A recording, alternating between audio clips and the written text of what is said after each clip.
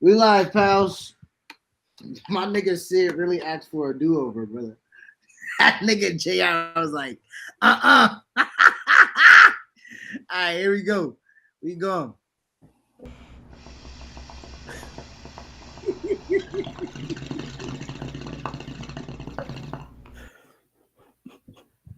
Yo, yo, yo, yo, yo, yo. Y'all know what it is. We came with the jokes before we started the show, but let's hit the music so we can get right into it. Word up.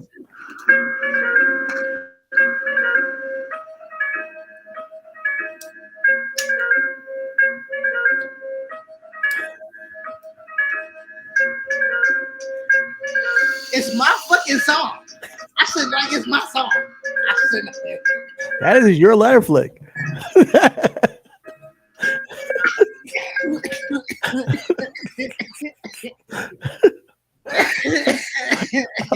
yo, what's happening, bro? We are live, man. It's I, the Most High, my tag team partner, CT, aka Chitty Bang. What's What's happening? good? What's good? And we are the Underground Professional Wrestling Podcast. If you don't know, now you know.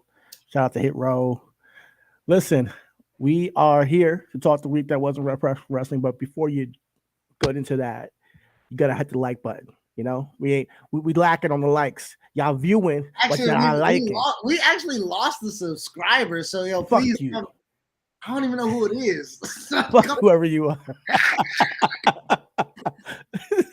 How do we even lose a subscriber? Listen, guys. Like, subscribe. It's all jokes here, but we're here to talk the week that wasn't fresh wrestling. Check us out on RW Podcast One on Twitter. Check us out on Reason Wrestling Podcast on Instagram, Facebook, obviously here on YouTube and on SoundCloud. If you listen to audio versions of podcasts, iCloud, iTunes, whatever you guys get your podcast, wherever podcasts are podcasted, and wherever medias are social. All the medias are socialness. So yes, we're here to talk the week that wasn't professional wrestling. We are back here with episode 175. 175 is the episode, brother. 175. Let's do it. Let's do it. So first and foremost, like the homie CT said, check us on all the medias and socialness. Also, man, EIWshop.com is not lacking, but it is because, like, you know, if y'all smoke, you know, papers like y'all should, no blunts 2022. I thought I made that very, very clear. Yeah, I need to be going picking up the best thing smoking. It's a joint roll of Ayatollah papers, my guy. So rice, hemp, we got what you need. We got them by the packs. We got them by the box. Go ahead and pull up on EIWshop.com. And while you're there, there's some t-shirts on there that you might motherfucker want to grab up. If not, stay tuned. Mm-hmm. It's a little chilly where y'all guys at. Not to bundle up. Gotcha. We got you. You know what I'm saying? So, shit, man, I think let's just start first and foremost. Last night, you know what I'm saying? I was very, very excited about Dynamite, just because I know this was their first run in Toronto. You know what I'm saying? I know it's a lot of love out there in Toronto. T-Dot. I'm from Buffalo, so that, you know what I'm saying, when they used to let a black nigga in, you know, that hour and a half to our trip was nothing, you know what I'm saying? And shout out to Carabana, you know what I'm saying? You know, my wife, she Caribbean, you know what I'm saying? And she like, you know, that's the wave up there. That's the first time that's the first time I really took in the culture of Toronto, right? I've been in and out of Toronto, dibbling and dabbling, going to parties, whatever. Shout out to Henny Palooza or Duce Palooza, what it's called now. But I went to Toronto's Carabana, and I don't know what culture it is, but I'm cultured ever since that, my nigga. Hey, man, you know it's a whole lot of ass shit, man. It's a whole lot of culture out there. So shout out to T-Dot out there. So I knew the niggas at AEW, you know, who like flavor on their food was gonna love Toronto, you know what I'm saying? So but as far as the wrestling goes, I was very excited about the hyped up match of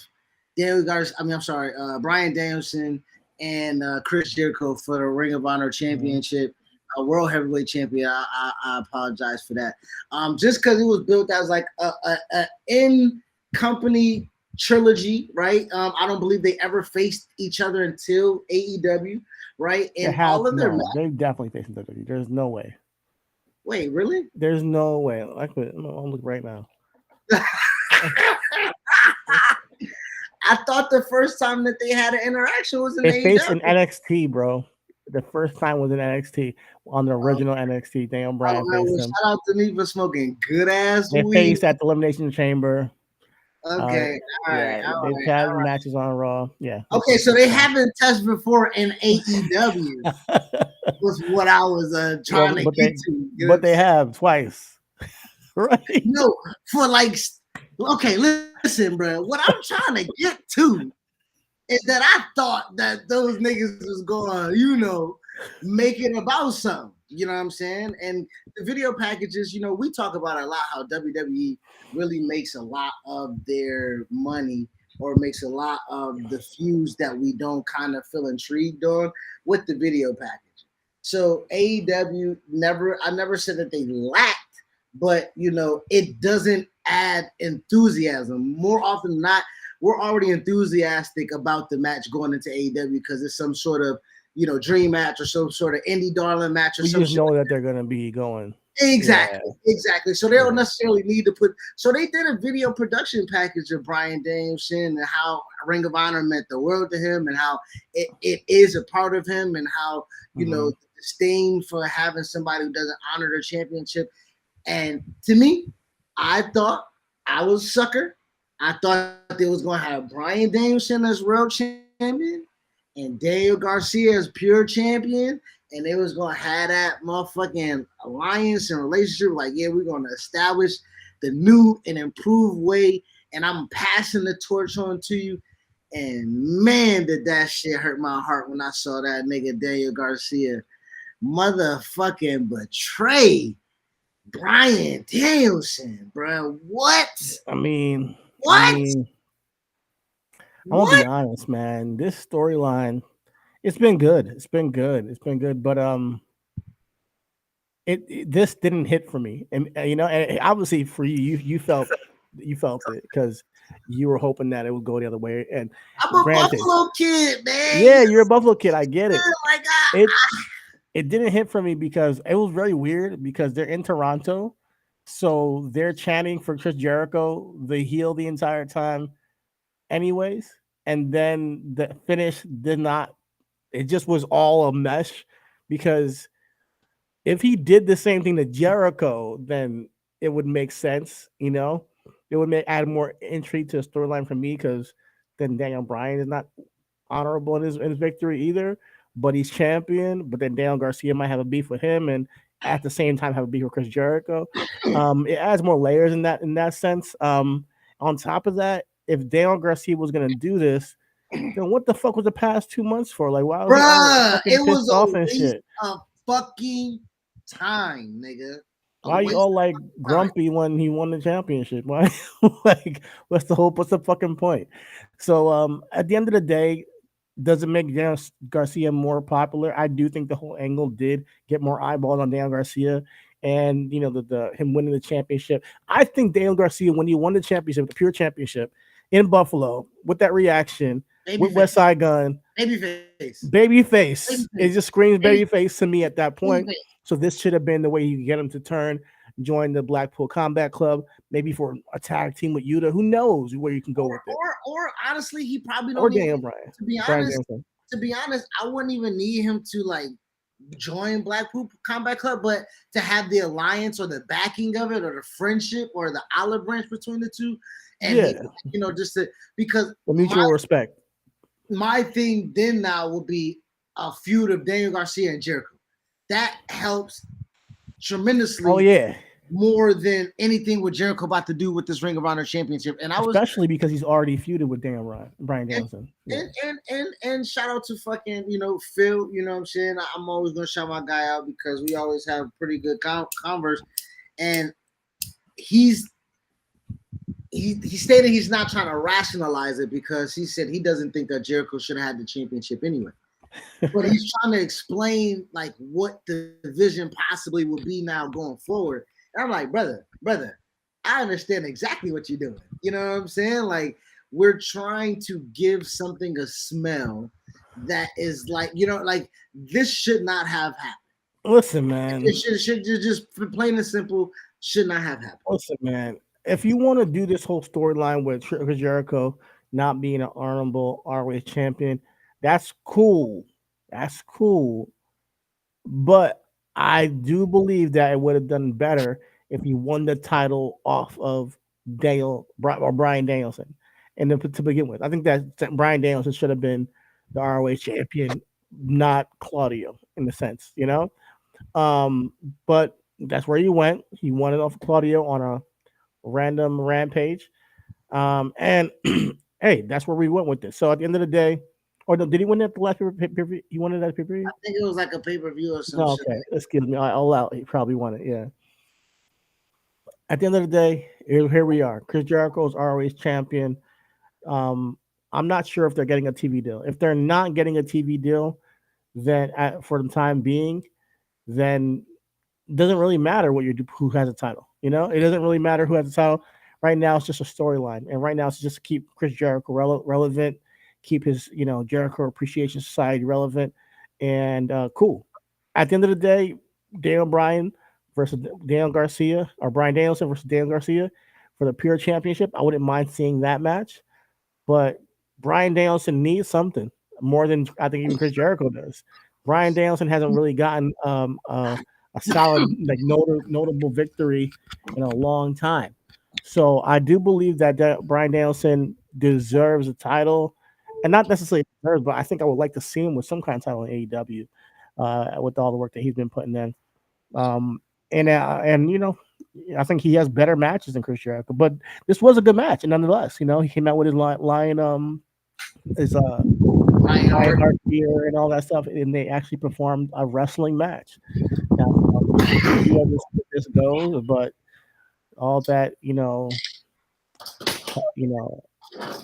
question of where he was aligned, the questions were answered, and now Daniel Garcia will be with the Jericho Appreciation Society for the foreseeable future as a sports entertainer holding the Pure Championship. So you have this sports entertainer group now with 2 of the ROH championships, and the whole thing about it not being honorable and all this shit it's funny when Jericho says that, but at the same time, I do believe that eventually you want to get away from that. If you want to keep ROH as a separate, if you want the titles to mean anything still, I get the gimmick they're going with. I think that's the thing. That's my, and I'm sorry, that was my biggest thing.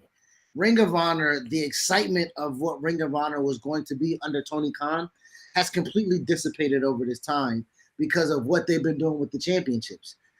Serena Deeb, who has been in 6-woman tag matches, or who has been in tag team matches, or who has been in like tag scramble matches or some shit like that, could have been your women's Ring of Honor champion and could have been putting that title on television a lot. We we just stated how Bryan Danielson in that Ring of Honor championship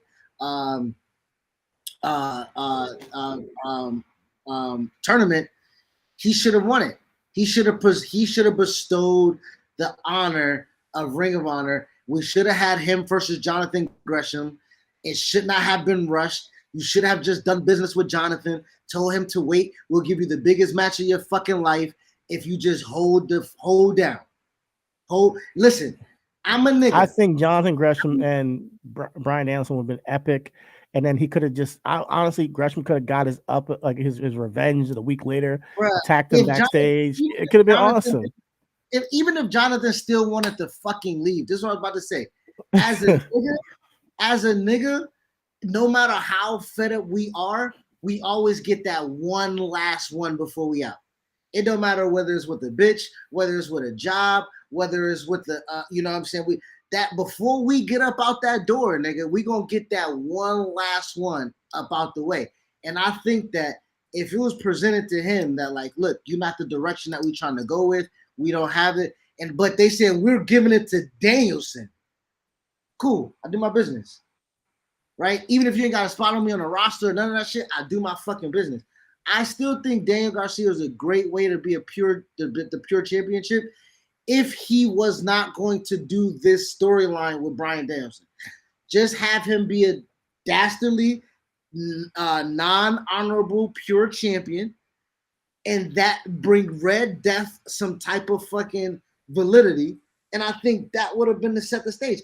FTR. we need to see some type of Ring of Honor tag team on television for them to even defend the championships. There's just too much championships for it to be defended. It's just too many. It's like literally, if you wanted to have a show on, if you want to have every title, every single match on Dynamite or Rampage be a title match, you could do it. And like, it's a little bit much, because you gotta get people over at the same time. Do you know how great television that would be, though? That's what I'm saying. Every single channel, every single week, every single match, every single match. You can rotate them, bro. You can build storylines where only championship matches matter. That's how you make yourself different from the competition. I think that's interesting. That's a concept. I think they could do it. I mean, I think that there's a lot of they got the trios. We made jokes about WWE championships, about how many titles that they had at one point in time, right? When they had tag team, cruiserweight, they, like you was just about to mention, trios, All Atlantic, TBS, TNT, women's title, men's title. Now we got ROH women's, ROH TV, ROH Pure, ROH Tag. They got damn near 10, 11 championships. If you got 2 hours over time, like, yeah, man, go ahead and motherfucking flesh that out and make that shit matter. Because right now, what you're doing with those titles, like you were saying, those 2 titles that's in the Jericho Appreciation Society, the 2 top championships of that company, the 2 top championships that niggas went to that company to go watch, ain't worth shit right now. I like the Pure Championship because of the rules attached to it. The TV Championship and the ROH Championship could be the same exact thing to me. At this point, I don't really see a difference in either belt. Just one's we're supposed to just have a perception that one's more important. That's it. The Women's Championship with Mercedes Martinez is the champion at the moment. We haven't really seen her around in a long time, so I'm curious on seeing where they go with it But at the same time, I'm not gonna lie that I'm a little bit. I believe she's hurt. She's hurt. Yeah, okay. I think she's hurt right now. I think she's hurt right now. Which I knew. That's why Serena should have won the championship, man. Like, but obviously, that's hindsight. It's 2020. Yeah, that's all I gotta say about AEW, man. So, when it comes down to it. With Garcia causing Danielson the title, is it now Danielson and Garcia? That's the way. Because the homie Phil was like, it gotta be. The homie Phil was saying the championship, the main title, is now gonna be Jericho facing former Ring of Honor champions, beating them dishonorably, and I'm like, bruh, don't nobody want to see that. Like, it's just he might as well just be a TNT champion and do that. Like, it's like he might as well just be the television champion and do that. Like, it just doesn't it doesn't make Ring of Honor feel any different than AEW or WWE essentially. So if you want to say that this title is a different company and it really you want to give Claudio this world championship, oh, you're finally a world champion and make it matter, you got to have some kind of like prestige added to the championship. Do I think that this storyline is okay? Yeah, the storyline's been good. It got people's attention. We're talking about it right now. But going long term, in a year from today, we'll be like, man, that really, you got the ROH Championship off the map on TV. Maybe not. We'll see. But all I think the benefit in this whole thing is Daniel Garcia starts looking like a star. They have made a star, a mid-carder star out of Daniel Garcia through all this interaction because people were curious about where he was aligned. I'm really upset for Lee Moriarty though. I wanted to heal. You don't gotta be upset for him. He said that he wanted to challenge after the Pure Championship. And we thought he was going to be going after a babyface Daniel Garcia. I thought that would have been a great dynamic to that. Oh, yeah, that would have been dope. Yeah, that would have been dope. Yeah. Now we got to heal Lee Moriarty and heal Daniel Garcia. And like what they supposed to do, have a heel off? You know what I'm saying? It's a Pure Championship match, so it's going to be the rules are it's just pure competition at that point. Okay. That's why I look at it. But I hear what you're saying. Yeah, and I would have liked to see a baby face Daniel Garcia versus a heel Lee Moriarty. Absolutely. And we'll see where it goes. I think that, in Toronto to make this move. I guess this works, but it's really didn't work for me because it was all weird because you're Toronto, Chris Jericho's getting a babyface reaction and doing a bunch of heel shit, and then Daniel Garcia comes out, and you think that maybe if he sided with Daniel Bryan, you would get the reaction like, "Oh no, Chris Jericho lost the championship," but no, obviously you guys had it so that he stayed with JAS. So you get this kind of really juxtaposed situation for me, and it didn't have the impact that I think that for me at least. Now I want to move forward because the only other thing that I cared about on Dynamite was Jade Cargill, or let me just call her Jade or Miss Woman. You know what I'm saying? Miss Wonder Woman, She-Hulk, Storm. Miss Step on Me, please. Miss Snoo, Miss Amazonian. Listen, hey, come on, brother. Like so. With that being said, listen. You thought it was nonsensical for Solo Sikoa to drop the title in NXT, and I'm not doing whataboutism. I'm not doing comparisons, but I am doing comparisons. How the fuck is Nyla Rose defending a championship that is not hers? Like, what are we doing? What? You see, I mean, her stealing the championship, I don't mind it at all. But us living in a world where she's going to defend it, come on. Tony, come on. This is dumb. I'm not sure if Jade has an injury. I'm not sure what the fuck is going on, but this is not it. This is not it. And I'm going to give you guys a pass, or I'm going to give you guys a little bit of a, grace period to see what the fuck y'all do on Rampage. I may not watch it live because I never watch Rampage live, but I'll find out afterwards what's happening, and if it makes sense storytelling wise, I will come back on this pod and I will take my words back. But at this point right now, it doesn't make much sense to me. It doesn't make much sense to me. I watched Dynamite like I did. I watched it, and I didn't get no feels, and I should.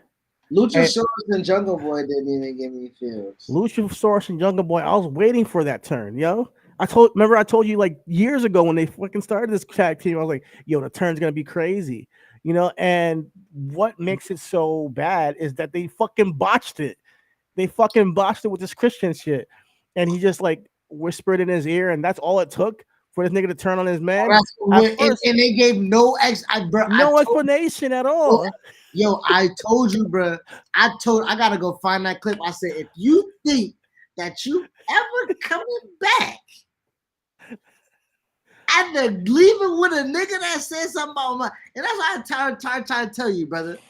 Okay, Jack Perry, Jungle Boy, real life father, died. I don't think you ever get over that shit. Even as a wrestler, even as an actor, even as a storyteller, even as a whatever the fuck you want to say that brings out emotion, that is for entertainment purposes, when you tell that story, it has to matter. We've seen the Big Show lose his father, and we make a joke of the big boss man dragging a casket from the funeral site. That was not supposed to be as funny as it was. It was supposed to be sad. But guess what? It's funny as a motherfucker. Okay? And so what I'm trying to tell you is the big boss man was a man, yeah. Yo. He made Alice know it is own dog. Yeah, this nigga made Alice know it is own dog. Yeah, oh my god, he was the best, man. Rest in peace. Shout out to internet not being prevalent, because Peter would have had Robert's ass. They would have had Robert's ass, bro. Yo, good. One of the honestly, he had a great heel run in the 90s, like late 90s. Yo, he had a great heel run, man. Heel run though, you know what I'm saying? He was a correctional officer from Georgia. He was heel for the rest of your life, nigga. Word, man. And then Undertaker hung him, and we never saw him again. Never. But yeah, that's a run right there. That's a run. But you're right. With when the sensitivities when it comes to like blending reality and fiction and wrestling, do it the right way and and at least spin it off into something that has a huge impact. Because I think that Jungle Boy right now has not really gotten his comeuppance from Christian doing all this bullshit. Now, Christian did get injured. But the whole Luchasaurus thing, I don't understand. This was supposed to make Jack Perry matter, right? This was supposed to be right. If we was going to be able to be like, if he says you were my best friend, okay, no, like you were my fucking best friend, and you betrayed me, and I'm gonna rip you from limb to. Right, man. And then we go watch that match, and it was a wrestling match. It wasn't no street fight. It wasn't nothing that was, you know what I'm saying? He didn't try to rip his mask off. He didn't try to make him bleed. He didn't have a fucking metal stake to drive in his heart or none of that shit, brother. Especially after being tag champions together, having this long run as a tag team. I think the turn would have still worked if it was a vicious turn, and he left him like broken. And he didn't have this little back and forth with Christian. That shit was ridiculous. And then after that, like you say, they build into like this big ass cage match or a extreme like a hardcore match or no holds barred, no DQ. That kind of thing makes this tag team matter rather than just like, all right, we're gonna have a one-off wrestling match on randomly on Dynamite, which it's like that's the thing. Like I feel like they got me invested and they're missing the ball on like multiple fronts in AEW. Like I get what happened at All Out, like threw you off for a loop, but y'all still got MJF, y'all still got Jon Moxley, y'all still got Hangman Page, y'all still got Daniel Bryan. Hangman, bro, Hangman had one of the best babyface promos. We had that conversation when he got crowned at your apartment, and he was like. And it took them a minute. It did. It took him a minute. Yeah. But that Cowboy shit got over. He had great, phenomenal matches. And he kept being real. Like, bruh, me and you, well, offside of wrestling, but me and you have a real strong principality about authenticity. Right, It just strikes different. Yeah, we don't want it ain't real. It cannot be accepted. Right, it cannot even be accepted. And listen, we will even take your fake shit if you real with yourself and let us know that there's gonna be fake shit up front. Like that's how real I am. I'm so real. I'll take the fake shit if you let me know it's fake shit up front. So Titus into Adam. Adam Page has been so vulnerable, so honest, so self-deprecating. And he's been real. You know what I'm saying? And that connection, that promo, like you caught like what? Yeah, I get it. I'm a fucking man. I'm a man. Call me a kid. Yeah. Like what? I'm gonna be honest with you. Even that I didn't feel nothing. I hear and I might be like on one of my days where I just don't give a fuck. I don't know, maybe it's me, but I did not give a fuck. Man, Hangman Page, I thought it was a good promo. Don't get me wrong, but the fact that he's a former champion trying to prove his manhood to Jon Moxley, no, it's fuck you. I'm a man. I don't need you to fucking tell me shit. And I'm going to show you that I'm a man and how much of a man when I see you next week. Like, that's the thing that, like, I respect you, and coming from you, that really means a lot that you respect me too. Like, fuck all that. Once you say kid, it's no respect because given at that point. And then the nigga just stood in your face like, yeah, that's exactly what I saw you as a kid. Like, so I'm a man. Like you don't got to do all that shit. You got to just show the nigga now at that point. And that to me, is it real words spoken? Is it real words spoken that he said what he's been through the past year? Absolutely. The performance lacked, in my opinion. And this is not a knock on Hangman Page because I think he's been one of, if not the best AEW champion over the past year. And he's been through a lot this year. It's not easy. It's not easy doing what he does and coming out there and getting the criticism and dealing with backstage drama and all that shit and having a kid and all that shit that you take as being the head champion and everything that John Moxley was talking about. Heavy is the crown that wears the head, and pretty much wears the crown. Yep. Head, yeah, head that wears the crown. So, and holding that championship comes with a lot of shit. And once you are at the top of your industry, nobody's gonna feel no sympathy for you. Go out there and do your fucking job. That's pretty much what it is. Oh, go out to the media days. Go out, do this. It's just expected. Well, but that's the thing too. That's why I say I felt it, because like, as a man, right, as a father, as a husband, as a businessman, right, as a whatever, right, it don't matter, because you do have to get, and that shit is taxing. And for a nigga not to respect you for who you is and what you do and what the name that you done laid down for yourself, and like you said, like, no, you still see me as a kid. Like, am I a kid because I didn't travel the road like you? Am I a kid because I'm not, like, am I just a kid because you think you're a grizzled old vet? You know what I'm saying? Well, okay, but I can feel you on that. But as a man, you're not finna ever discredit because like you say. Now, it does take a real man, like you say, to like be able to know your value, right? Jake the Snake can tell you he's a man like Adam Page without none of the theatrics, and I think it would still be the same promo. But I think that's also, it seems like he's overcompensating. That's what it was. Like, it seems like I know that though. That's what I'm saying. Like, okay. This ain't Patreon exclusive, but like, as a husband, my wife can tell you that I can overcompensate for sometimes, because like, if it's not clicking for me, then I feel like it's not clicking for others to see what needs to be saw. Okay. So when he speaks about the depression and the meds is not working, and he's not sleeping at night and he's staying up at night, and the only thing that matters right now is this, because this is what actually validated me as the man. That championship validated me as the number one pick for AEW.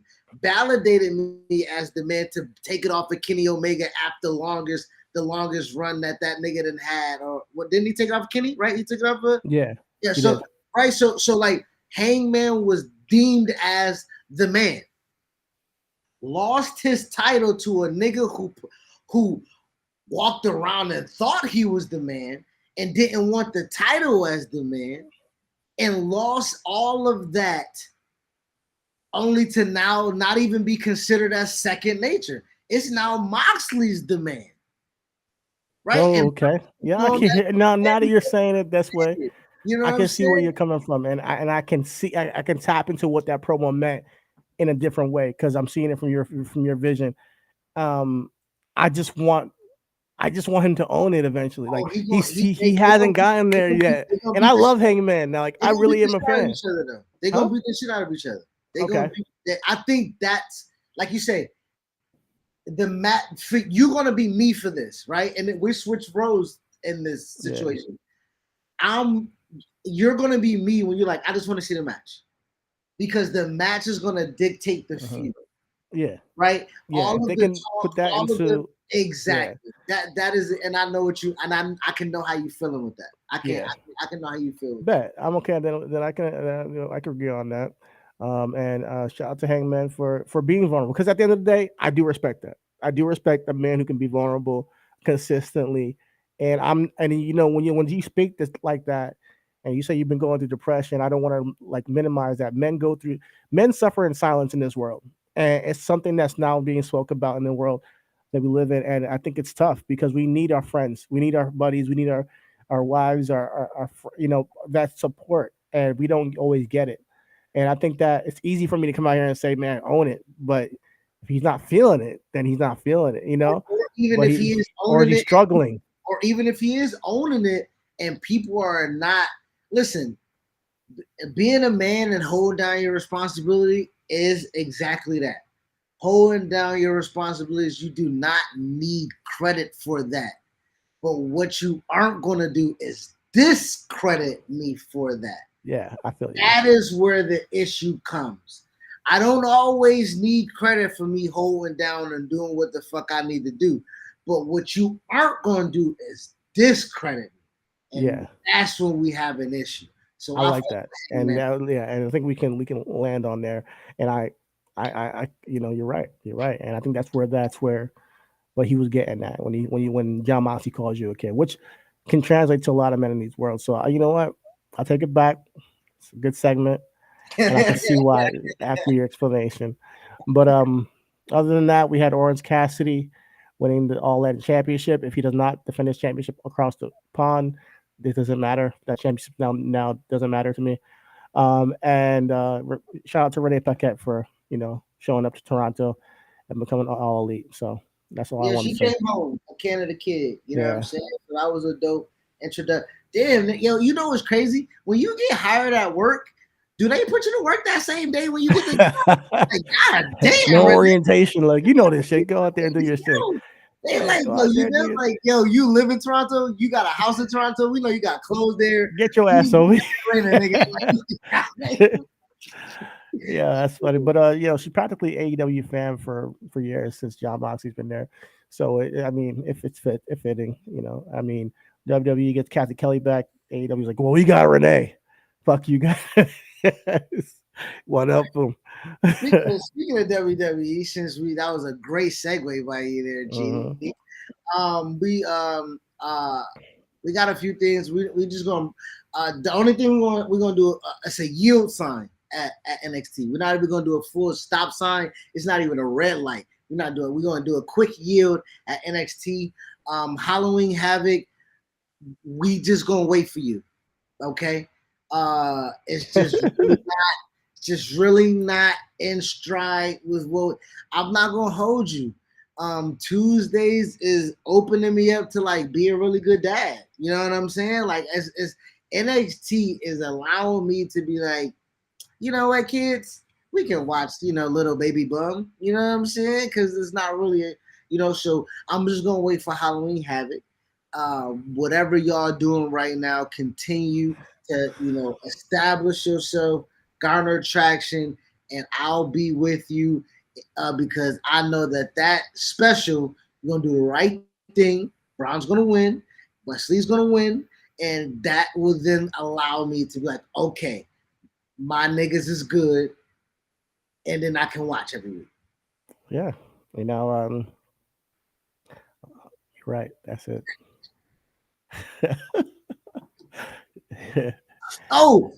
And Booker on commentary. Shout out to Booker T on commentary. You know what I'm saying? They moved Wade Barrett to SmackDown. Okay. You did, and Booker T. So I think what I'm gonna keep my eye on is how many reality of wrestling people show up to NXT because Booker T down there. You know what I'm saying? Yeah, man. I would see how many, and shout out to reality of wrestling because it's a lot of, you know what I'm saying? It's a lot of out there. So I'm like, what I'm saying? So shout out to Booker, I just like him mispronouncing names like Penelope. Penelope. My God. But yeah, shout out to Booker T. I'm curious to see where that goes. But NXT, keep it up. Yeah, man, keep it up. Keep it up. You're doing a good job, kid. After all that man talking, NXT, good job, kid. Moving on to better things. Raw and Brooklyn felt like a Raw after Mania. It did, man. I mean, I wish I went, but actually, I wasn't gonna. I'll go next time, but it was a good show. I'll go next time. It's not gonna be. Well, listen, hold on. I want to give you credit. You would have went to go see Bray. That was going to be for the trip, and you did not see Bray, from what I understand. Yeah, Bray was not there. I don't think he showed up after. I don't. Yeah, he was in the package. But who did show up? Yes. Who did show up? Lesnar. God damn. That nigga Brock, and that is not an old photo, folks. That is a photo from this Monday night. Brock Lesnar showed up to Brooklyn in F5 Bobby. Did you see the alliteration that I did right there? Brock Lesnar showed up to Brooklyn in F5 Bobby Lashley, my nigga. That shit was expected, Brooklyn, but unexpected. Bobby. Niggas been trying to say that Brock and Bobby was going to be at Saudi for a minute, right? And I was like, you know what? I can dig it. And I just didn't know how they was going to get me there. Yeah. I'm here. Like that. Like that. Listen, man, did not expect this. That's the only thing that was like, maybe I should have went. You know, this is the only time I was a little bit jealous of the people in the arena. I mean, for me, I'm a little bit outside the city, so to drive to Brooklyn and after my day and get parking, I was just considering it. And then if I had got good seats, I would have went, but I wasn't able to get good seats, so I was like, let me just stay home and watch it here from my crib and chill. And I had a good time at the house watching it. It was watching it at the crib. What I wanted was DX Bloodline segment, and I wanted Bray, and I didn't get either one of them. But it still was a good night. This return from Brock, completely unexpected. No one saw it coming, and I love it. I love that WWE can pull off these surprises this way. Now, I did hear rumblings of Brock Bobby, but we never really talked about it. Like after, it was like a month ago, I heard about it. And then it kind of like simmered down the conversation. You never really heard much about it. So I thought Seth versus Bobby was going to happen, and they're going to have like a long match. And, maybe, Seth takes the L, or Bobby, loses the championship, in nefarious ways. But Brock comes out, and once he comes out, I already know what's going to happen. I already know, hey, sorry, Bobby, you're not the champion anymore. But this sets up for what I was waiting for last year, and that is Brock and Bobby in an actual one-on-one match, clean finish, no bullshit. Who's the best beast? Who's the biggest dog in the fight? No MVP, no Paul Heyman, no titles, no nothing, nigga. No nothing. You're straight up big men slapping meat. Yo, carnage and destruction. I do want to say this. We talk about business and logic all the time, right? The business of Brock, what he said to Bobby took that to heart if you pay attention to this United States run. Brock told Bobby, your name don't ring bells enough for me to come out. I don't know you, man. Bobby, he said Bobby who? And Bobby who is what he said. Uh-huh. And that nigga Bobby took that as motivation, and what he did to motherfucker had a crowd do the pump, had a crowd do the fucking pose, have niggas really invested and put on that United States. He made it so Brock was like, yeah, I'll go get a bag with my buddy Bobby and Saudi. Hell yeah, I'll go get a bag with my nigga Bobby. Because my nigga Bobby name ring bells now. You know what I'm saying? So shout out to that nigga Bobby. Yeah, and it came full circle because he came out and he was like, hello, Brooklyn. And he said, hello, Bobby Lashley. He said his name. Not Bobby, who who he is now. But right on site, when Brock springs your name, he also... It's coming with some destruction, my nigga. Yeah, exactly. It's coming with some motherfucker Hurricane Ian, nigga. Exactly. Hurricane Ian, F5s all the way. The crowd was chanting one more time. I'm like, yeah, because you were just chanting for Bobby and just cheering, doing the fist pump and all that shit from to come to the ring. Now Brock's here. You want to kill Bobby? This is how you know hoes will leave you for a better nigga. If a better nigga, that's what I tell my wife all the time. I ain't gonna be mad, nigga. Just be the honest situation, man. You know what I'm saying? Mm-hmm. And if you feel like that you can go get another nigga that's gonna give you a good time, but you still love me, but you want to go have that good time, honesty, nigga. The fans know Brock ain't gonna be there for long. But it's Brock. One more F5 before you go, One please. more F5 before I never see this nigga again. You know? Just one more nut, real quick. Yo, Bobby, listen, I'm telling you, your shit is good. I'm coming back. But this Brock shit, it's some shit we ain't never had before. You know what I'm saying? So, like, I can understand if my wife be like, listen, it's some millionaire dick that I ain't never fucked. Okay. Your dick is fantastic. You gave me 2 kids. Yeah, I gave me a house and a home, but it's some millionaire dick out there that I ain't never had. And I'm gonna tell you, bitch, bring the bag home. You know what I'm saying? Bring the bag. There you have it. There you have it. Oh man, I'm looking forward to Crown Jewel. Oh man. Oh man. But why? I mean, Saudi will be getting the climaxes. I mean, Saudi really is one that's getting it. Nuts, nigga. That's what I'm saying. I can't take my bitch to Saudi. You know what I'm saying? I can't take my bitch to Saudi. Oh Lord. Oh my goodness. Listen, Brooklyn, no, they ain't never gonna see Brock and Bobby ever. No matter how big Brooklyn is. Damn. Brooklyn ain't never getting Brock and Bobby. Damn. It's the Mecca of wrestling. Give me one more F5, please. One more time. One more time.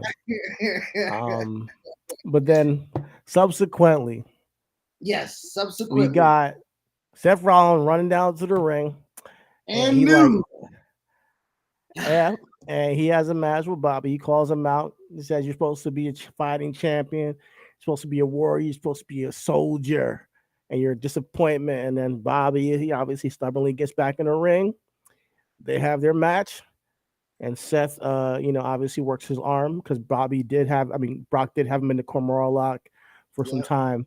And then eventually he gets the curb stomp twice in a row. Pins him 1, 2, 3, and we got a new United States champion, Seth Rollins. First time he's had a championship in like 3 years. Man, shout out to Seth Rollins, Seth freaking Rollins. He's been putting on great work for years without a title, and he can do that because he's that dude, But this right here, this reign makes him the second dual Grand Slam champion. So he's won every single belt twice. Other than The Miz. Yeah, so him and The Miz are standing alone. The two go. They're standing in the rarefied air as the guys who won every title multiple times or more than once. So, Miz, now you got to go win them 3 times. Go ahead, start over. But yeah, shout out to Seth Rollins. I think this is a great pivot. Like, honestly, I didn't see it coming. It was a great swerve, and I do believe that Seth will be a great United States champion, of course, because he's been doing angles for the past 3 years, and there were championship worthy angles with everybody under the sun. So there's so many opportunities where he can defend against Johnny Gargano. He's defending against Rey Mysterio. He can defend against Edge if he comes back. Whoever, AJ. There's a lot that can happen now with this championship. Now that's back on a heel champion and back up. Mustafa Ali, of course. Yes, we didn't think about him. He did challenge Bobby before this for a match, and Bobby accepted. But it looks like he might be next up. And Seth versus Mustafa at Crown Jewel might be awesome. I think that's what we should give him.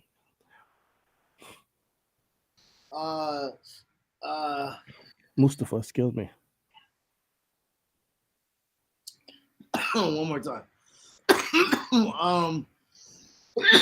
Excuse me. Speaking of Seth, right? Everything that we talked about kind of flows. We got a group chat with our Patreon OGs. Shout out to my cousins Ray and Rich. They sent over something. We're in the scuttlebutt of wrestling, Ringside News or whatever the fuck we get it from.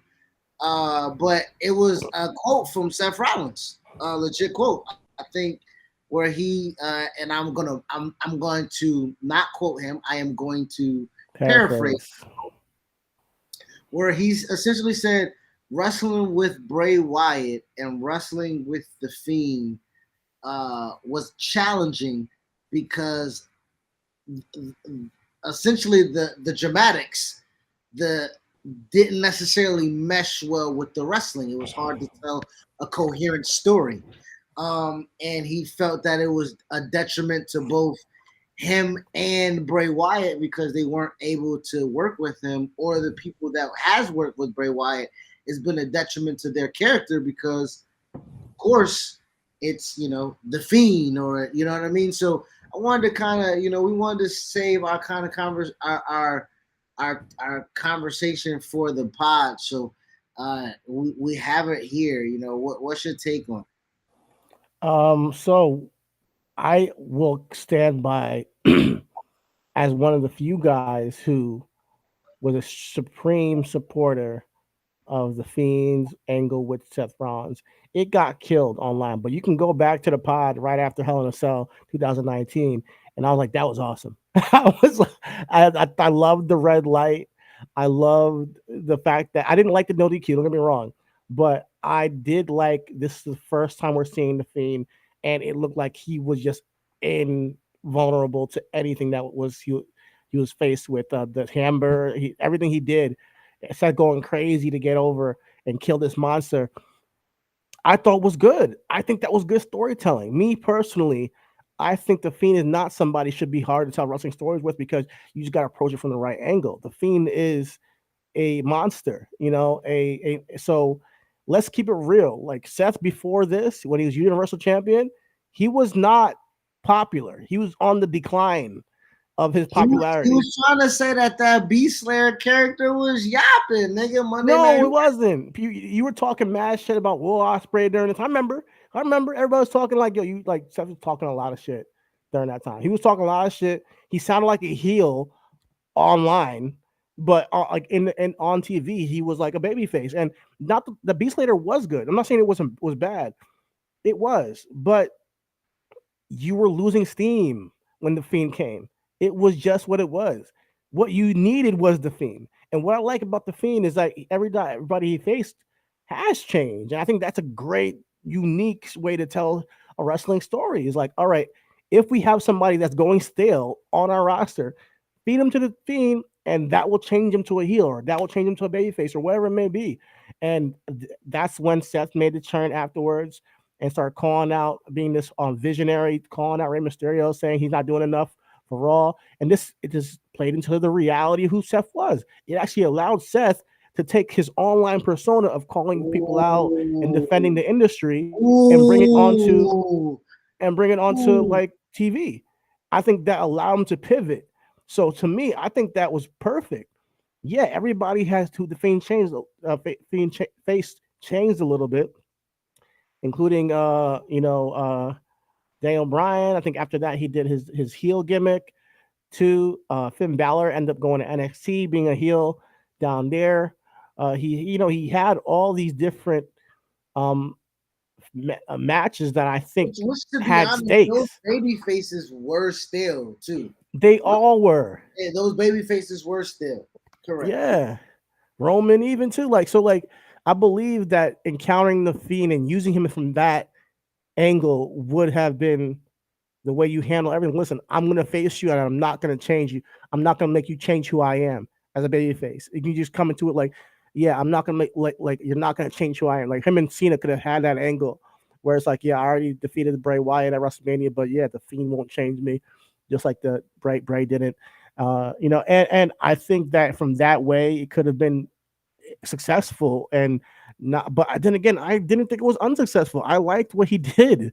Like I liked it completely. And yeah, did the Fiend, it's hard to work with because he's like an invulnerable character like Kane at the time. Absolutely. But I mean, Goldberg kind of squashed that. And then once that happened, and then Randy Orton came in, it kind of killed him. So I think they did the Fiend disjustice after that, time frame. I do feel like that. I do feel like Goldberg didn't necessarily have to be a Fiend match, but everything that they were doing with Strowman could have been done with Wyatt and Strowman at Mania. You didn't have to have Strowman, but we also gotta remember too,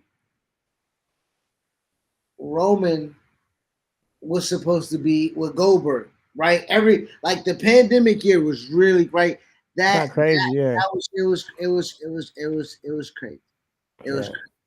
But for the difficulties as far as the Fiend's character, I agree with everything you said about the ability to just be able to have a different perspective of what's available to you, right? Because I understand what Seth was saying, because I would say if we would have had the Fiend character consistently for the last 2 years, I think it would have been time for us to have wanted him to pivot anyway. Yeah. You know what I'm saying?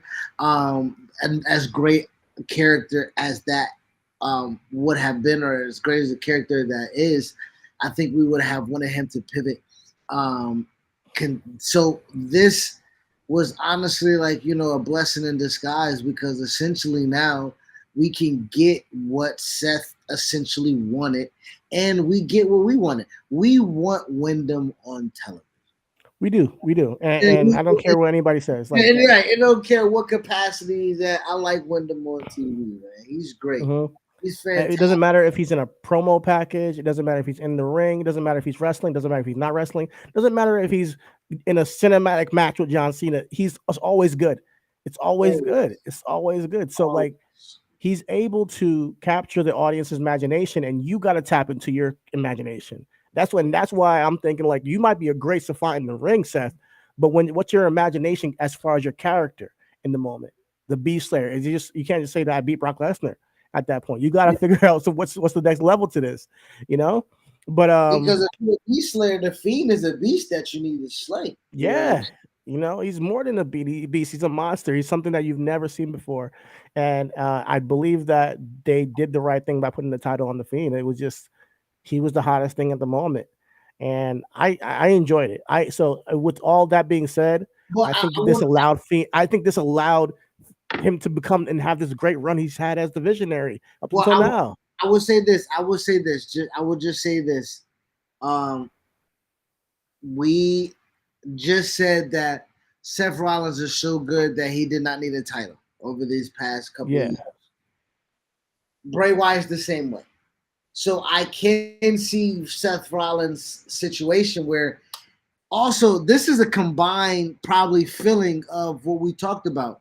Seth never is the guy without somebody stepping in his way.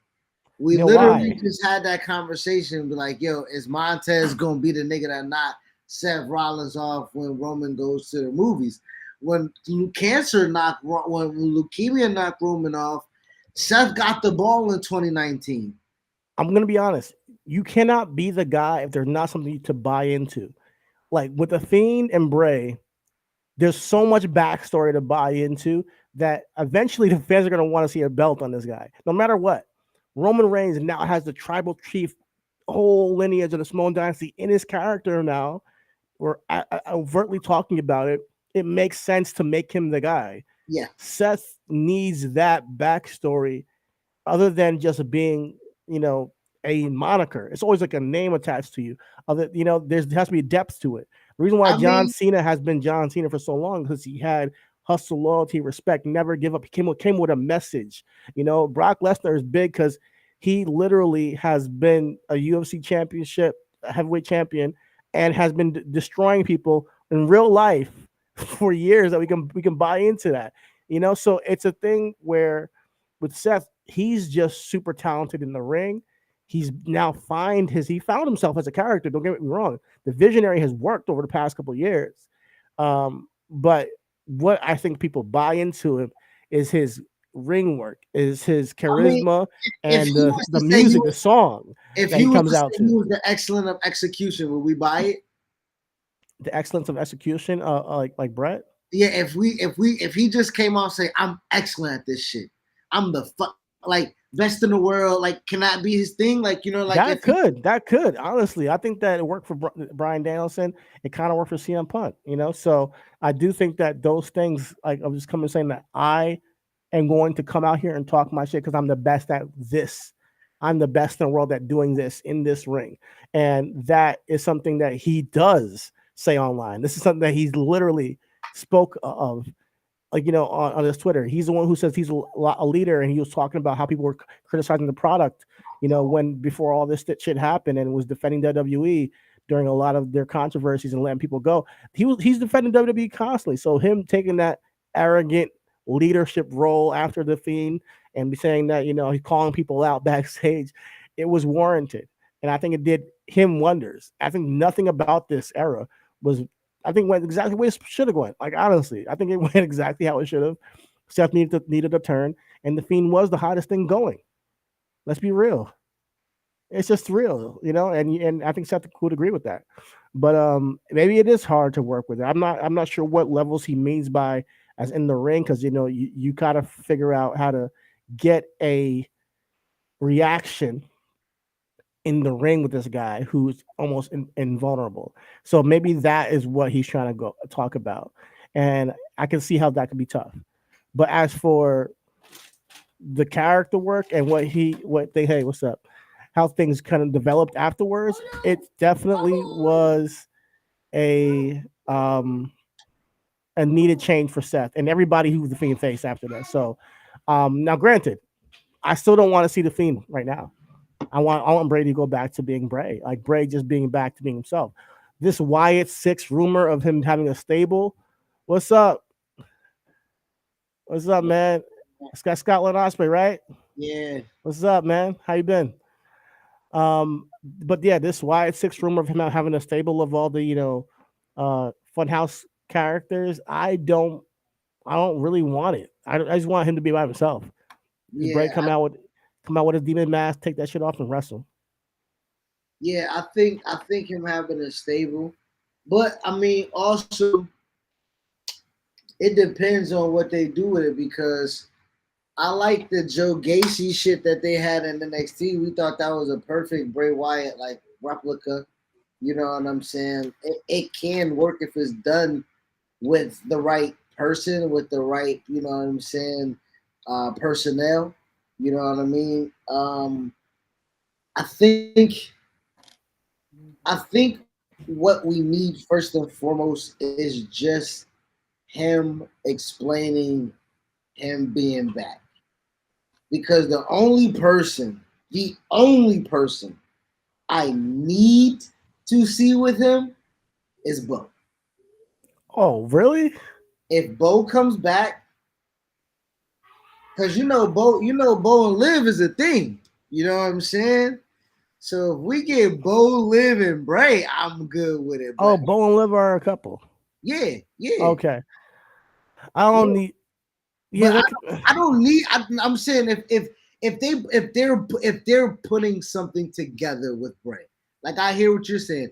If the ideal thing is to be by yourself, like that's essentially what we will.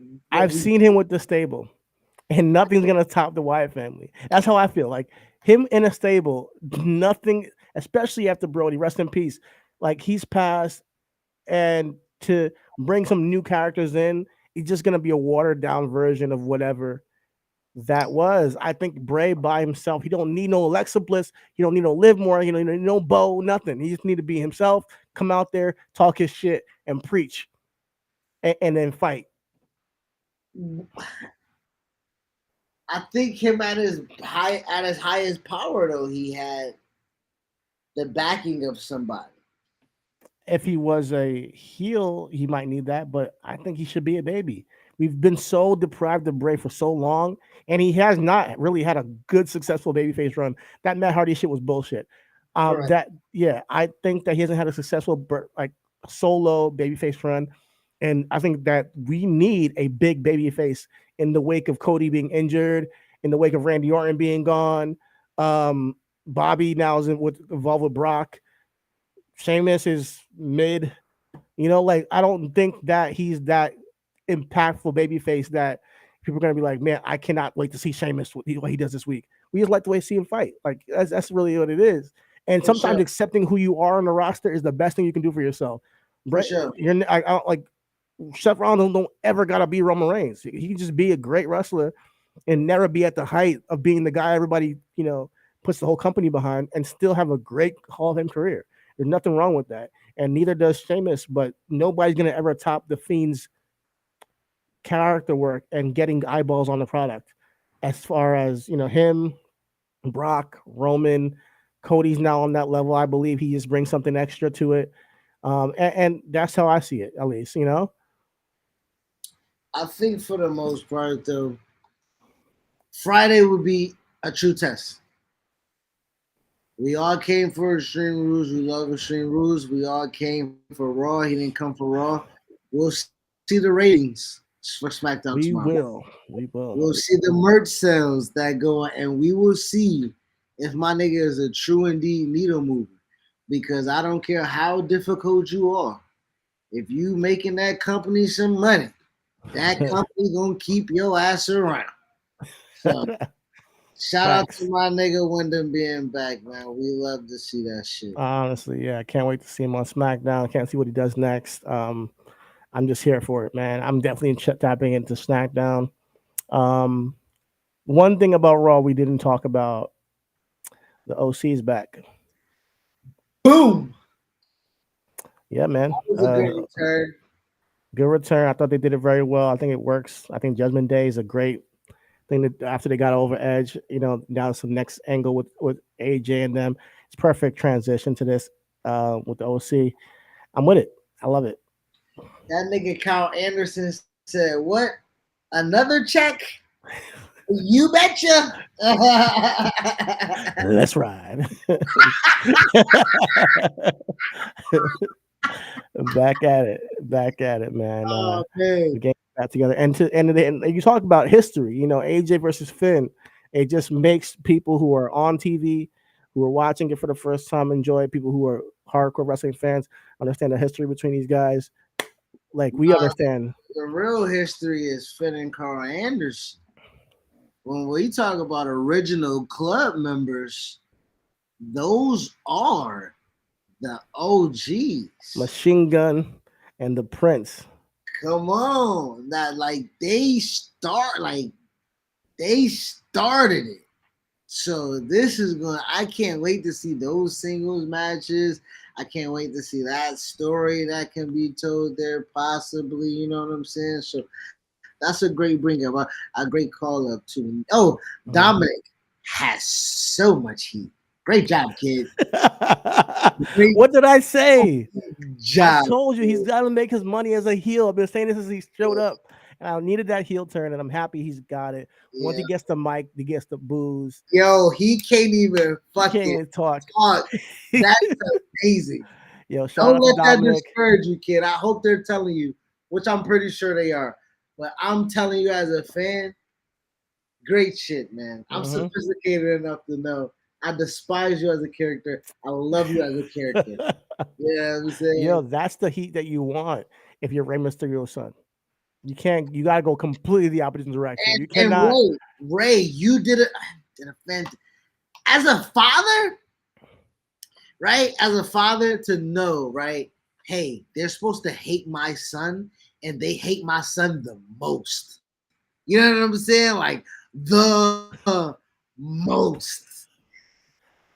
That's fantastic. Yeah, man. Great job. It was great. It was great. I think what they did with Edge and Beth was awesome. Like it just really just gets the whole group over, and like Judgment Day has come full circle. Like to see what they going for with that, and yeah, that's all I got to say about Raw, I guess. Yeah, man, I think we can wrap up the show after our next couple of segments if we have them. Booking Black. I gotta talk about Swerve one time, Down. It's not necessarily a booking. It's just a situation that was going on online. I think we talked about a little bit where he didn't want to be on the shout out to Black Wrestler who does the Black Wrestling Podcast 50, where they do they break down and do 50 celebrate wrestlers, right? And Swerve didn't want to be on it, and there was a thing made about it online. You know how they get online and stuff like that, and situations that happen online. Um, and I ain't got it. I ain't got it, bro. What? I don't have it. I don't have it. Shout out to kids. The biggest kid being my wife asking me for the remote. Nigga, use the app on your phone. Anyway. Anywho. So I did not hear about this drama.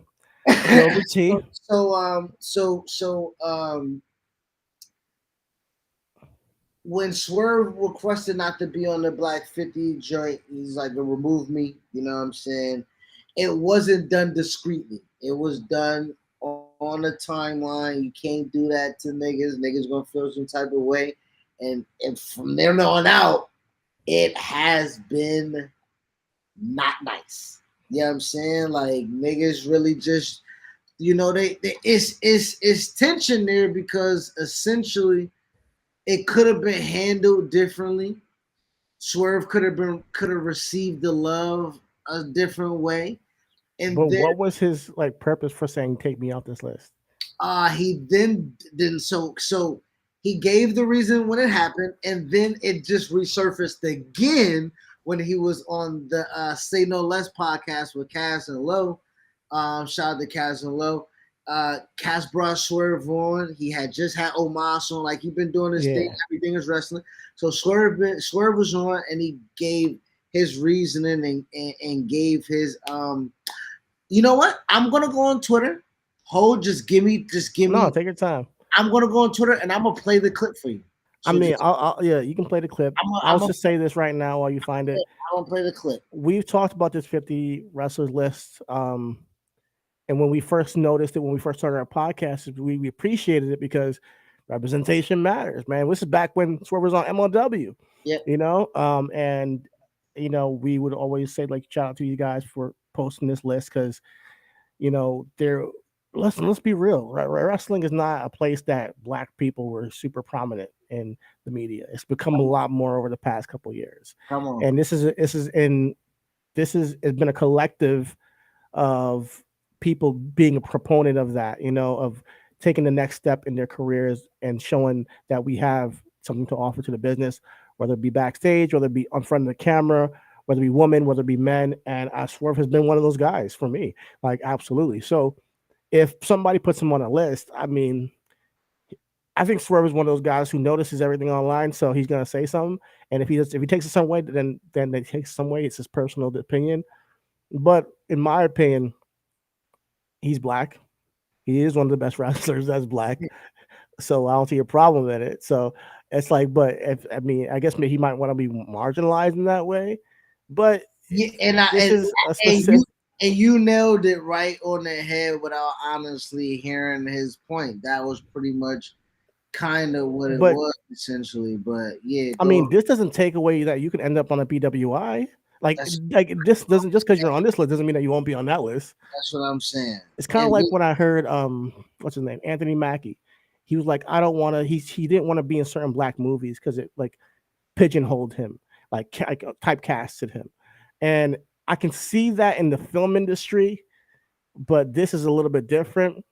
And even that, I feel like just because you're doing that doesn't mean you don't have other opportunities. You could still do both if you wanted to. But I think there's a stigma against being part of something Black sometimes from Black people, even, that I think it's kind of not warranted, But hey, you want to be part of the list? You don't want to be part of the list? Take them off. So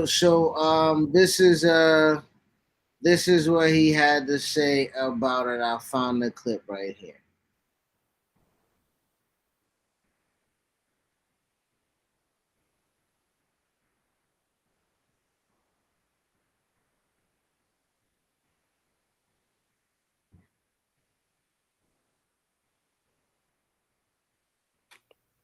I can't hear anything, just so you know. You said you can't hear? Yeah, I can hear you. I can't hear. Did the video start already? Yeah, you couldn't hear the audio? No, the audio is not playing. Oh damn. Okay. Oh my bad. I'm sitting here listening to it with your ass. Okay. All right. So yeah, my bad. I'll put it in post. Okay. So I'm sitting here like, damn, yo, you just see my. I'm like, really, like, yeah. You sat back, and I'm like, okay. Nah. So essentially, like, yeah, it was that. Like, he felt like, but what the problem is still. The miscommunication is that he hasn't really still reached out to Black Wrestling about it. And the fact that you then doubled down and went on a larger platform to speak about it and didn't necessarily have the conversation with them also now just double downs on them on how they feel some type of way about you. You know what I'm saying?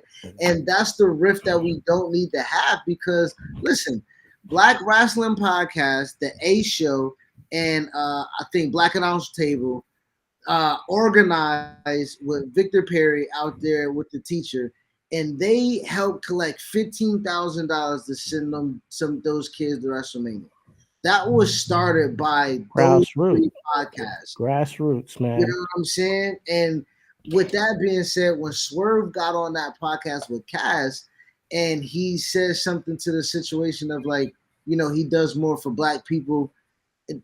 That you can't do that.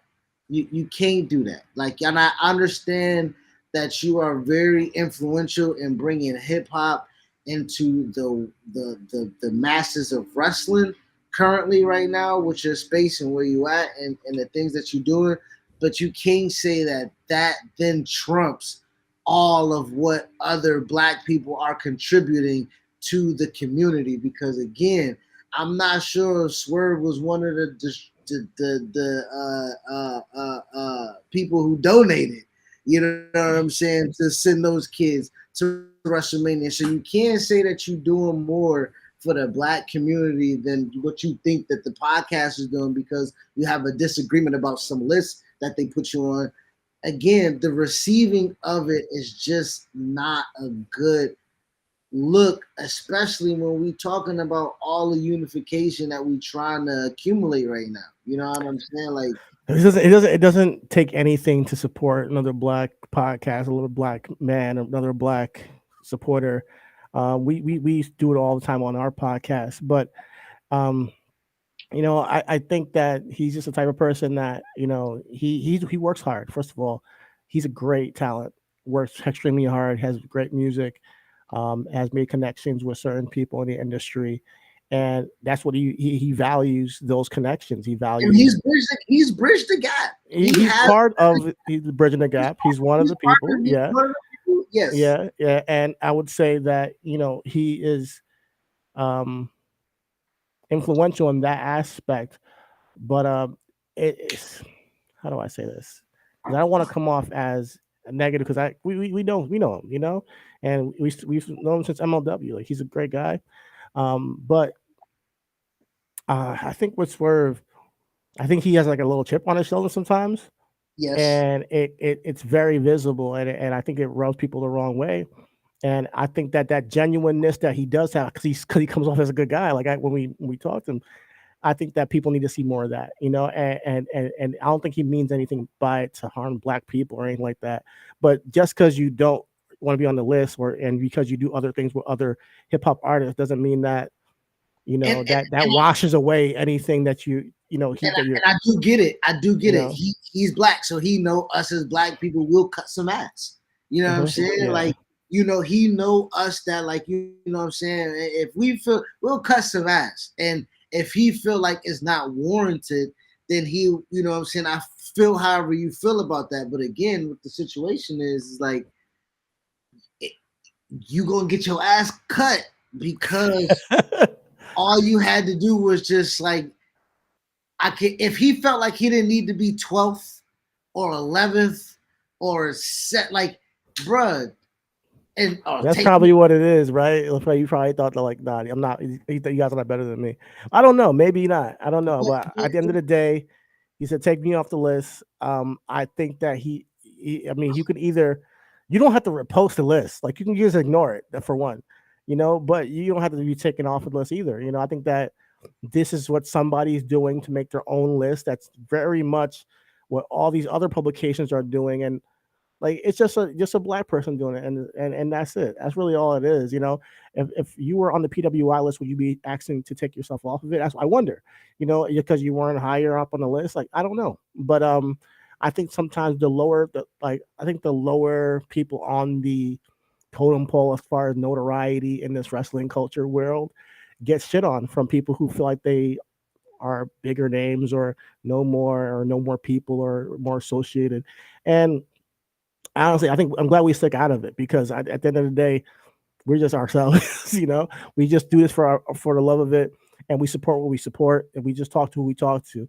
But at the end of the day, I want them to squash it. All like we helped him with his video, and we know how things went then. And I would love to have worked with him again, but it never happened. The opportunity never arose. But I want everybody to squash the beef if there is any. So Swerve was number 19 this year. Swerve was 19 out of 50. So it's not. And the names under him or above him, Myron Reed, MLW's middleweight. They should name that championship after Myron. Myron is that nigga over there. Kofi, Willow Nightingale, Will Hobbs, Naomi, Shane Taylor, Dante Martin, Chris Bay, Tasha Steeles. I'm not gonna lie, I'll be mad too if I was him. Ricky Starks, really? I would. Yeah. Wow, okay. I would be mad if I was him too. But I wouldn't have. I told him to take me off. I'd be like, "Fuck these dudes, man." I would just ignore. What name? What names? Kind of like. So their criteria is from like June to June. Okay, June to June. Willow Nightingale is above him, really? I mean, we talking about the wave that she made in the independent scene, Black Girl Magic, making her actually a name above that Swerve. I mean, listen, Swerve was cut, nigga. Like, yeah, like, you know what I'm saying? Like, Swerve was cut from MLW as champion, nigga. Like, what are we talking about? Yo, come on, let's not do this. No, I think this Swerve. I think that and mind you, I can't speak to Willow Knight and Myron Reed, and I can't speak to every match they've had. Let me be honest, but the statement that he's been on national TV for a while, more than these people, and competing at a high level, and he's very, at the end of the day, it's all subjective. It's all subjective. I feel you on, and I hear what you're saying but that's my thing though. So like, the only people that can be above you is niggas that's on TV. I think maybe, maybe not.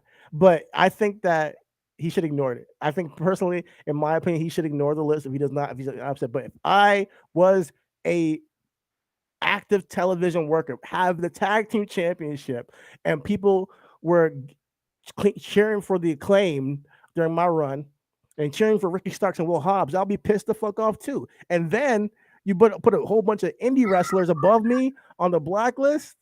Oh hell no! I'm gonna be mad at that. But I get that they're not judging it the way he might be seeing it. But I think that you should be your biggest fan. Like, I think Swerve is his biggest fan, as he should be.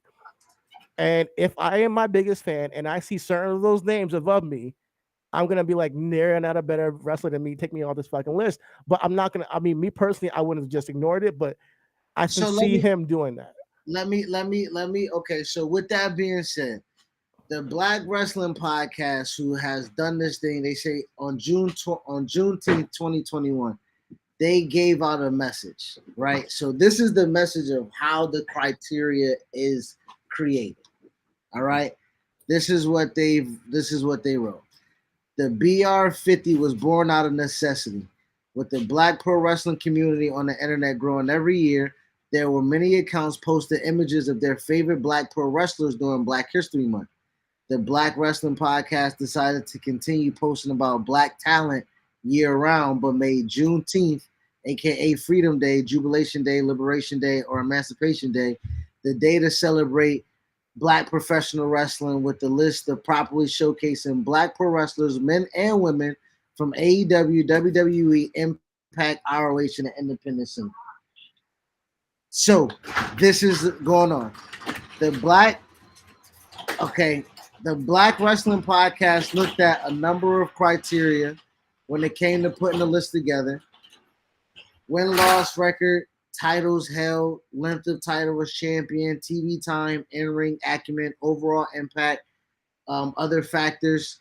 The members went through two-step process of finalizing what became, the situation. I mean, a year ago, I guess he was released, right? But before that, Hero was hot. After he went to AEW, came in that everybody's excited from his arrival. He's had match after match, great performances, and then became a tag team champion in AEW. You're not going to debate his in-ring work. His in-ring work is but his tag team championship run. So so this is what I'm saying. If the list is from June to June, right?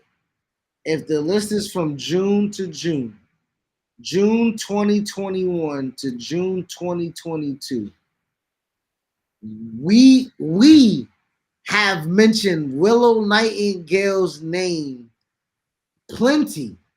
We have wanted her to be signed. We have mentioned Swerve's name plenty. I know, but I'm just saying. I'm just saying. Listen, go ahead, finish what you're saying. I know, but that's the point. What I'm saying is, yes, Willow Nightingale gets to be put on that list with Swerve. Absolutely. Because she is mentioned on the podcast as many times as we mentioned Swerve, and she ain't on TV, nigga.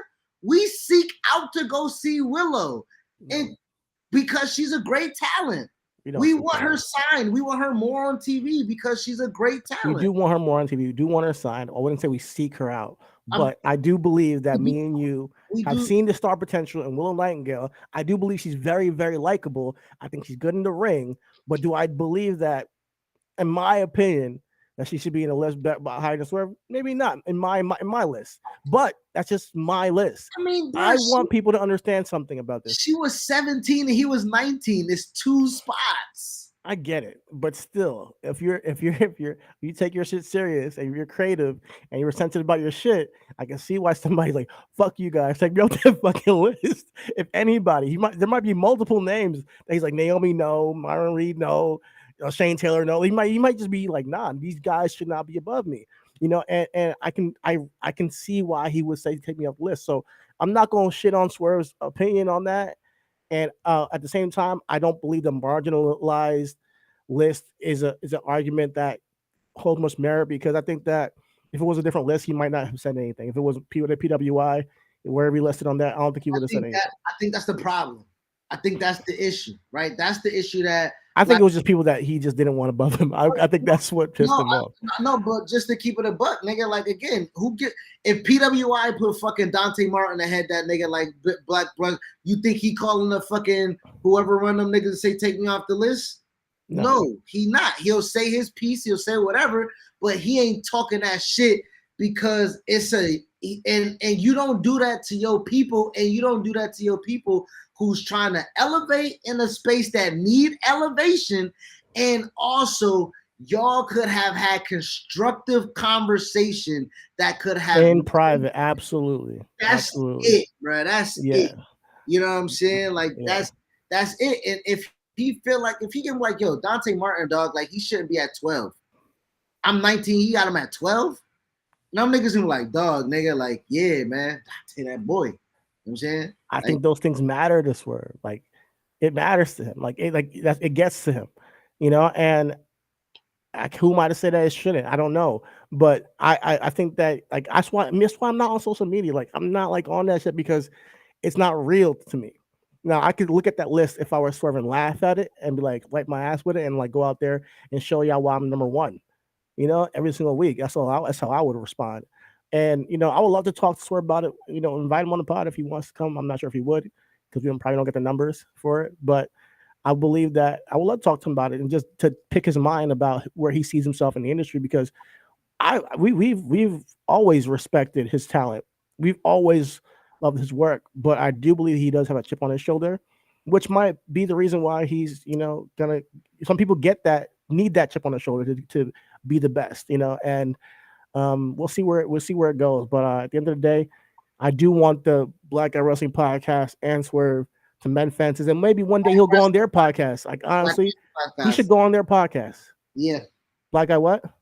It's Black Wrestling Podcast. Black Wrestling Podcast. Excuse me. There's so many podcasts. We got we got so many black podcasts. Yo, when we came in this bitch, we thought we was so unique. We came in like, oh shit, there's mad niggas in here. Mad niggas in here. Excuse me. Trying to get a drink. And we just pulled up into the corner. We smoked our joint, and we just started talking our shit. It, nigga. That's it. Yo, we the niggas that go to the club just to be like, yo, who all here? You know what I'm saying?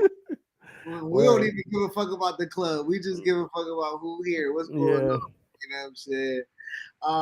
So that was my book in black, essentially. You know what I'm saying? Swerve, Black Wrestling Podcast, podcast in general. Shout out to the Black Wrestling Podcast too. To the Black Wrestling Podcast, Black Guy Wrestling Podcast, Black Guys, Black W, Black New World Order, Black everything. New Black, old Black, everything is black. Podcast. Shout out to everything black, dog. But shout out to Swerve and the Black Wrestling Podcast, because I want y'all to unite, and we are better and stronger together. Like I always say, so I hope that he does, like, eventually, or either one of them, London Olive Branch, to get him on their show and just hash it out, because it's not that big of a deal. It's not that big. Honestly, it's not. You know what I'm saying? Realistically, it's not.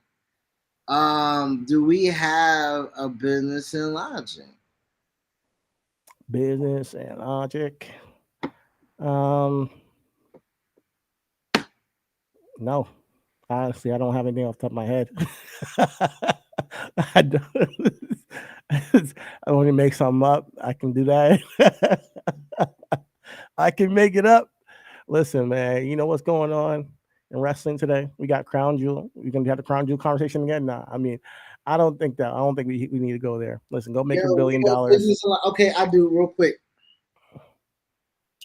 We talked about Warner Brother and Discovery when that merger happened, right? Man, it looked ugly over there in Warner Brother Discovery right now. They're happy with the ratings. Who happy with the ratings? They're happy with AEW's ratings. They are. Yeah. Oh, yeah. But I'm just saying the leadership, the ownership, the company. You know what I'm saying? Like the morale of it, right? Like they chopping shit down, cutting shit off, and I understand what you're saying is that they had. Because yes, again, that's why I was trying to tell you the importance of wrestling, the need of wrestling in this entertainment space. It, along with live sports, is one of the things that will drive you to your television. And for a network to just need you to get there to sell some fucking ads, wrestling will always, always, always fill that plug for you. Uh-huh. But when it comes to Warner and Discovery being the distributor for AEW, if they can find something else that can put on TV that can get higher, same amount high, and I don't know what their financials is. I don't know if they split the costs or have any costs for production or anything like that. You know what I'm saying? Like, I don't know what that deal is, because essentially still that production truck has to get to some satellite feed to go throughout on the network television site signals, right? Yeah. I don't know if those niggas have to cover that cost or not. Them niggas might say, fuck it, we'll run, fix it up, ditch it up for motherfucking less money. You know what I'm saying? Like, all I know is AEW better make Warner and Discovery as happy as they fucking can if they want to stay around and keep themselves what they current distributor, because it's so volatile right now over there. So yeah, they're gonna be on their P's and Q's. I think they're gonna be on their tippy toes for the next couple of years, and I think they already are. To be quite honest, So we might see a little bit of change in the AEW product as far as like the last couple, months with the blood and the profanity and all that stuff. But you knew that was coming. I'm sorry, but this is the world we live in. And to make that bread, you gotta, you gotta do what Daddy tells you. And Warner Media is gonna do what they tell you, and then they're gonna end up being just like the WWE and being a lighter version of them. And then I'ma be right, and I'ma be right. That's all I care about is me being right. Listen, but it was good while it lasted. The raw and real, uncut, unfiltered AEW is over. That's all I care about is being right, man. We'll see. We still got pay-per-views, and we'll see if they do a dog collar match again. We'll see if they do a blood and guts match again. They probably will. So, but my thing is that if it's gonna be for pay-per-view, they're not putting that shit on live TV. Nigga, can you imagine Warner and Warner? It wasn't Discovery at the time, but Warner selling television ads for pizza, right? And the spot, but every commercial, we can tell when we watching wrestling, we can tell when the commercial about to come on. We know because niggas was to the crowd or do they throw them out the ring, and we always know. These niggas say, your spot is 9:23. It's your commercial. And at 9:20, these niggas pull out a pizza cutter and cut, not pizza, a person. Get you a picture of Domino's. Get me the fuck out of here, please. Please. Please. Can I get my money back? Makes you real hungry. Money back, bro, please. Yeah, it's fucked up, man. Yeah, Domino's must have been pissed. Like that. Okay, that was a waste of money. Oh man, but nah, that was it. That was it for me, man. That was it for me. That was it for me. That was it for the show. That's all the pictures that we got in the motherfucker. Yeah. You know what I'm saying? So we got, listen, all I'm waiting for, because I'm telling you, the biggest thing I'm waiting for is War Games next month. So like I know we got Crown Jewel and we got Halloween Havoc right up the block. So we got the rest of October, but we got War Games in November, and we got some merchandise dropping soon in November. Y'all stay tuned on AEWshop.com for the updates and our Instagram, Reasonable Wrestling podcast. Stay tuned on everything is wrestling Instagram too. We should get that popping going. And RW Podcast 1 on Twitter. I think that is a wrap. Yes, sir. All is love. Everything is wrestling. And we out this bitch. Peace. We out. Peace.